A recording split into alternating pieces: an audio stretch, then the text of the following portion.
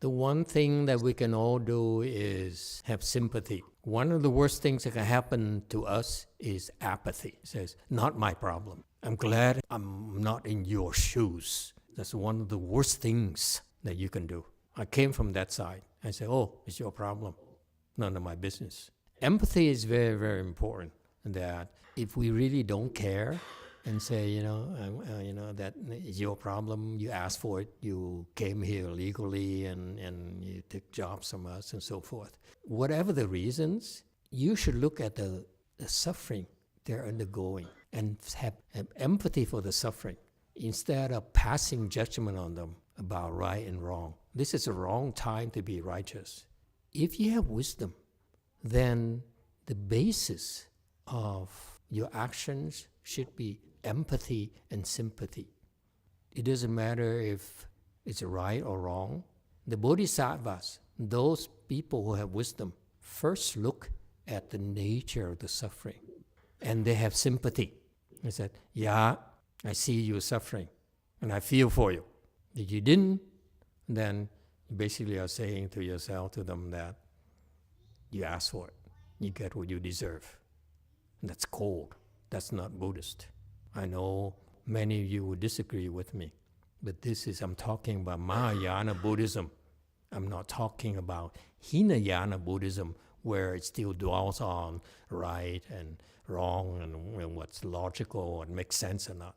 In Mahayana, the first thing, the critical thing, most important things for us is have empathy and have compassion. If you want to really unfold your wisdom more and more, your compassion needs to increase more and more, not your sense of righteousness. So that's the first thing you do. Number two, you also need to understand we have limitations. We can't help everyone. Okay? So you try the best you can do to help. Okay? And for example, things you can do to help is that these people are suffering. So you say, okay, let me transfer some merit and virtue from my cultivation to you. I hope they mature. That's how you can help. We can help in spiritual ways.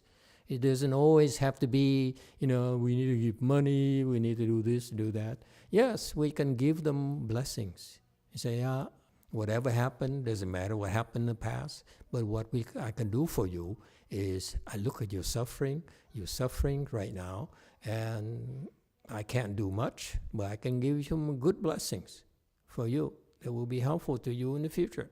Because if it weren't for your suffering right now, I wouldn't have a chance to give you some of my blessings. Does it make sense? So you turn the current sufferings into future good things for them.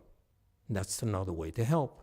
And of course, there's also another thing you can do when people are suffering. They're fearful. This is a chance for you to practice the giving of fearlessness, meaning that you console them, you comfort them, and try to do things to relieve their fears and their anxiety.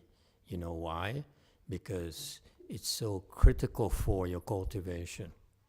If you see people being fearful, this is a fantastic, I stress fantastic, opportunity for you to practice the giving of fearlessness, because it's going to help you in your road to enlightenment.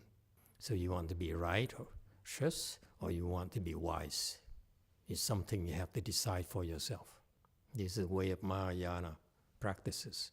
You relieve suffering, and you help relieve the fears by just simply lending sympathetic ears and comfort them, and then that's what you can do. And higher level people can actually relieve the fears in a much bigger and faster way. But you have to start somewhere, because the one thing I know a little bit about fear and desperation personally, you lose your dignity, you lose yourself. That's a terrible state. That's why when you give people relief for their fears, you actually are doing a lot more good than you realize. You're restoring, you're helping restore their sense of self-worth, their dignity. And I personally feel it's the last thing you can do to people is make them lose their dignity. Emituofo, Emituofo, Emituofo, Emituofo, Emituofo, Emituofo,